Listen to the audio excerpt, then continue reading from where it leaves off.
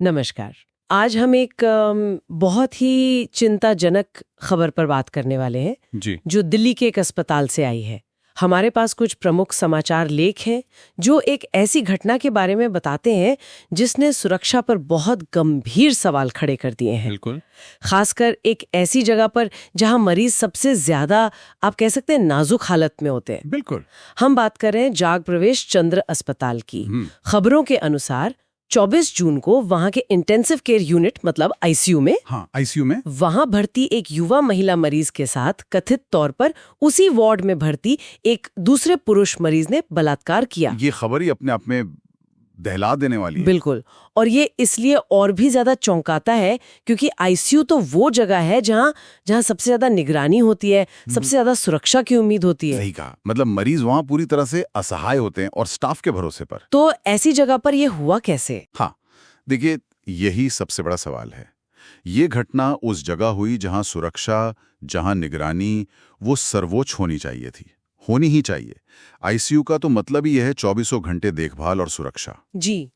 तो इस घटना ने सीधे सीधे अस्पताल प्रशासन पर, उनकी प्रक्रियाओं पर, सुरक्षा के इंतजाम कितने कारगर हैं और आईसीयू जैसे इतने संवेदनशील इलाके की असल में निगरानी हो भी रही है या नहीं, इन सब पर गंभीर सवाल खड़े कर दिए हैं। खबरों में घटना के बारे में और क्या जानकारी है? मतलब कैसे हुआ ये सब?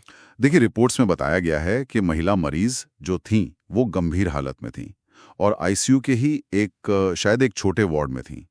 आरोपी जो कि एक पुरुष मरीज था वो भी उसी एरिया में भर्ती था किसी और वजह से, और आरोप है कि वो देर रात महिला के बिस्तर तक पहुंच गया और फिर ये भयानक वारदात हुई। ओह। सूत्रों का कहना है कि घटना का पता कुछ देर बाद चला और फिर तुरंत पुलिस को खबर दी गई। और पुलिस ने क्या एक्शन लिया है? क्या गिरफ्तारी वगैरह हुई? जी, खबरों के मुताबिक पुलिस ने फौरन कार्रवाई की।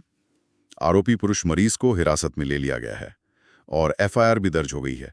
जांच चल रही है। लेकिन एक बात जो थोड़ी अजीब लग रही है वो है अस्पताल प्रशासन का रवैया। हाँ, मतलब खबरें कह रही हैं कि अस्पताल की तरफ से इस पर कोई ऑफिशियल बयान नहीं आया है, पूरी तरह खामोशी है। हाँ, ये चुप्पी काफी कुछ कहती है, या यूं कहें कि कई सवाल खड़ी करती है। जैसे कि देखिए, इतनी बड़ी घटना के बाद तो उम्मीद होती है कि प्रशासन सामने आएगा, बताएगा कि क्या हुआ, क्या कदम उठाए जा रहे हैं।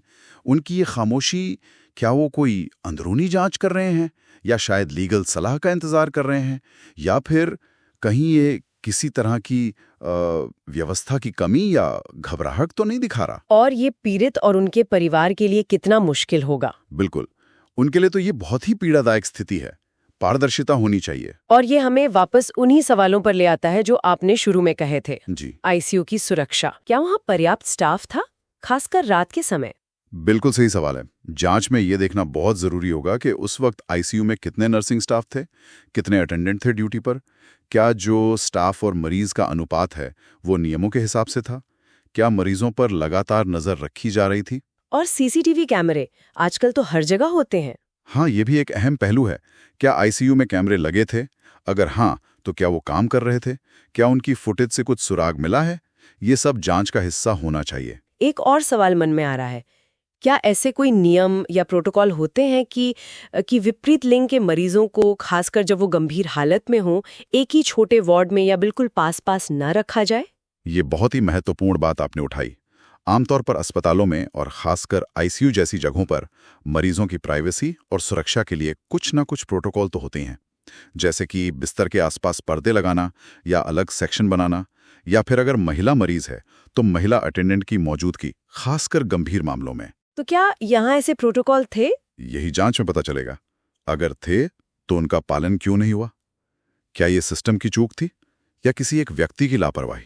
ये घटना असल में एक बड़े मुद्दे की तरफ इशारा कर रही है ना? बिल्कुल। मतलब अस्पतालों के अंदर मरीजों की सुरक्षा। जी हम अक्सर बाहर गेट पर गार्ड देखते हैं, विजिटर कंट्रोल देखते हैं। हाँ, ध्यान ज्यादातर बाहरी सुरक्षा पर ही रहता है, लेकिन ये घटना दिखाती है कि अंदरूनी सुरक्षा कितनी जरूरी है।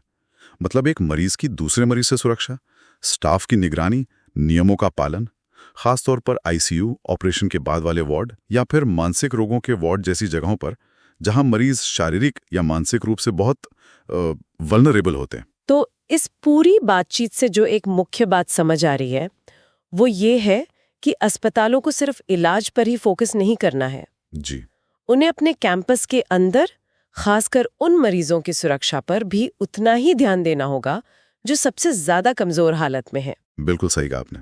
ये सिर्फ बाहर के खतरों से बचाने की बात नहीं है, ये अंदर की व्यवस्था, स्टाफ की चौकसी और जिम्मेदारी की भी बात है। एकदम, ये घटना एक तरह की चेतावनी है, एक वेकअप कॉल है। अस्पतालों को अब अपनी सुरक्षा व्यवस्था का ऑडिट करना चाहिए, प्रोटोकॉल को फिर से देखना चाहिए, स्टाफ को और संवेदनशील बनाना होगा और एक ऐसा सिस्टम बनाना होगा जहां मरीज और उनके घरवाले सुरक्षित महसूस करें। और हाँ, जवाबदेही तय करना भी उतना ही जरूरी है, ताकि लापरवाही की कोई गुंजाइश ही न रहे। जी बिल्कुल। और आखिर में हमारे श्रोताओं के लिए एक सवाल छोड़ जाते हैं। आईसीयू जैसी हाईटेक जगह जहां देखभाल का स्तर इतना ऊंचा होता है, वहां मानवीय सुरक्षा और निगरानी को और कैसे बेहतर बनाया जा सकता है? मरीजों की देखभाल और उनके आराम के बीच सुरक्षा का सही संतुलन कैसे बने, ताकि भविष्य में ऐसी दर्दनाक घटनाएं दोबारा कभी न हो। Thanks for watching. If you like the video, please like, share, subscribe and hit the bell icon.